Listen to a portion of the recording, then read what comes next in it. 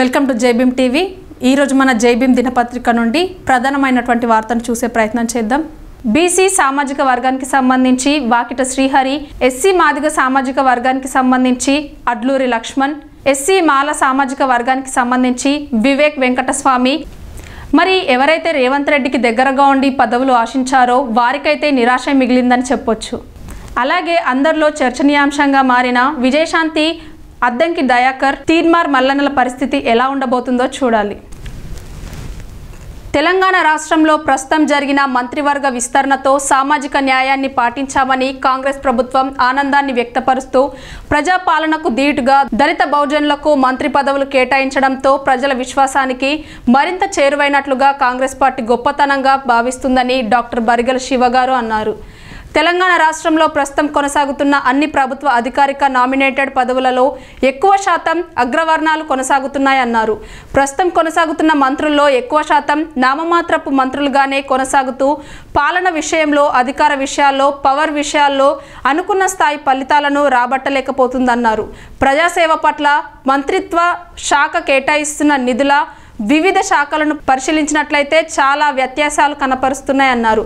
కేవలం రెడ్డి సామాజిక వర్గానికి చెందిన కులానికి 6 మంత్రి పదవులు కేటాయించుకొని పరిపాలన కొనసాగిస్తుండగా గతంలోని బీఆర్ఎస్ పాలనలో కుటుంబ పాలనకు మంత్రి పదవులు కేటాయించి తెలంగాణ రాష్ట్రాన్ని బందీ చేసుకున్నారని మాట్లాడుతున్న నాయకులంతా నేడు కొనసాగిస్తున్నది ఏమిటంటూ సూటిగా ప్రశ్నించారు।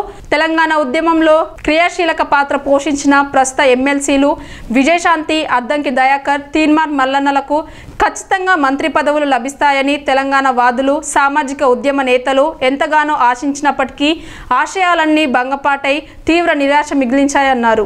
పలు పార్టీలకు జంపింగ్లు కొట్టినోళ్లకు కాంగ్రెస్ పార్టీలో మంత్రివర్గ విస్తరణ చేసిన వారికి శాఖల కేటాయింపు కోసం మరోమారు ముఖ్యమంత్రి రేవంత్ రెడ్డి ఢిల్లీ పెద్దలను కలవనున్నారు। సొంతంగా శాఖల కేటాయింపు చేసుకునే స్వేచ్ఛ కాంగ్రెస్లో ముఖ్యమంత్రులకు లేదు। అందుకే రాహుల్ బృందాన్ని కలిసి చర్చించాల్సి ఉంది।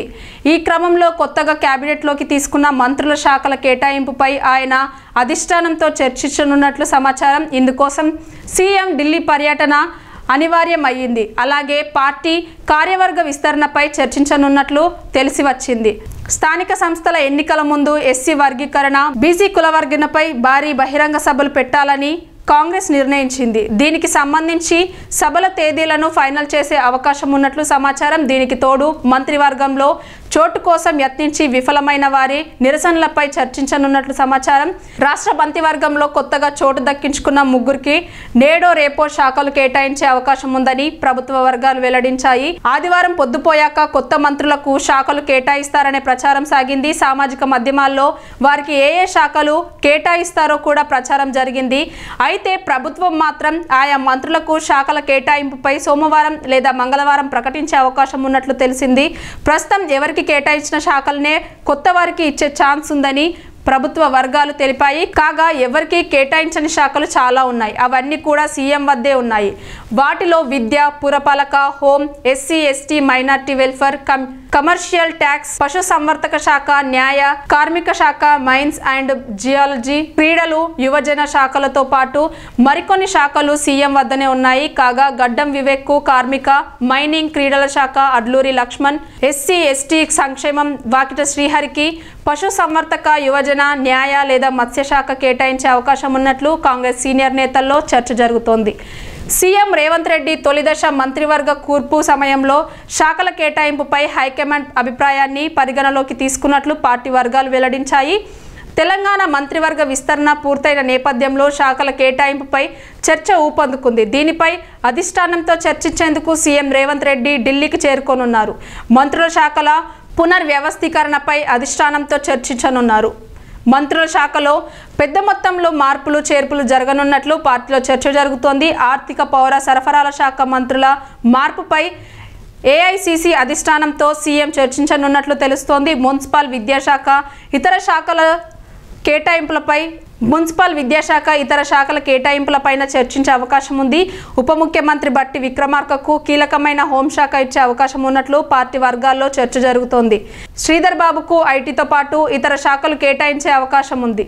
ఇదిలా ఉంటే ఏడాదిన్నర తర్వాత విస్తీర్ణతో కొందరు అలకబానున్నారు। వారిని కాంగ్రెస్ ఇన్ఛార్జ్ మీనాక్షి నటరాజన్ బుజ్జగించారు. రాష్ట్రంలో 10 ఉమ్మడి జిల్లాలకు మంత్రివర్గంలో స్థానం లేకుండా పోయిందని ఇబ్రహీంపట్నం ఎమ్మెల్యే మల్రెడ్డి రంగారెడ్డి వాపోయారు. ఇప్పటి వరకు స్థానం దక్కని ప్రతి జిల్లాకు మంత్రి పదవి ఇవ్వాలని డిమాండ్ చేశారు. ఇచ్చిన జిల్లాలకే 2-3 మంత్రి పదవులు ఇవ్వడం ఏంటని ప్రశ్నించారు. రాష్ట్రానికే గుండెకాయ లాంటి హైదరాబాద్ రంగారెడ్డి జిల్లాలను విస్మరించొద్దని, రాష్ట్ర జనాభాలో ఈ 2 జిల్లాలోనే 47% ఉన్నారని గుర్తు చేశారు. మంత్రి పదవి విషయంలో అధిష్టానం తన మొర వినలేదని ఆవేదన వ్యక్తం చేశారు. మంత్రివర్గ విస్తరణ అనంతరం పిసిసి అధ్యక్షుడు మహేష్ కుమార్ గౌడ్, మంత్రి పొన్నం ప్రభాకర్ ఆదివారం మల్రెడ్డి నివాసానికి వచ్చి మంత్రి పదవి విషయంలో బుజ్జగించారు. మల్రెడ్డి మీడియాతో మాట్లాడుతూ కార్యకర్తల డిమాండ్ మేరకే తాను మంత్రి పదవి అడుగుతున్నట్టు చెప్పారు. కార్యకర్తలు లేకుండా తాను పనిచేయలేనని, పార్టీ కష్టాల్లో ఉన్నప్పుడు కాపాడింది తామేనని చెప్పారు. పార్టీ లైన్లోనే ఉండి పనిచేస్తున్నానని తెలిపారు. అధిష్టానం పొరపాటు చేయవద్దని కోరినట్టు చెప్పారు. పార్టీలో కొత్తగా వచ్చిన వారికి పదవిలిస్తే ఎన్నో ఏళ్లుగా పార్టీని నమ్ముకొని పనిచేస్తున్న కార్యకర్తలు బాధపడతారని తెలిపారు. అధిష్టానానికి తమ గోడును చెప్పేందుకు అవకాశం ఇవ్వాలని టీపీసీసీ అధ్యక్షుడిని కోరినట్టు తెలిపారు. మంత్రి పదవి విషయంలో రాహుల్ గాంధీ ఏ నిర్ణయం తీసుకున్నా సమ్మతిస్తామని, పార్టీకి నష్టం జరుగుతుందని అధిష్టానం దృష్టికి తీసుకొచ్చినా దిట్టుబాటు చర్యలు తీసుకోవటం లేదని వాపోయారు. ఇది ఇవాల్టి జై భీమ్ దినపత్రికలో నుండి ప్రధానమైనటువంటి వార్త. జై భీమ్.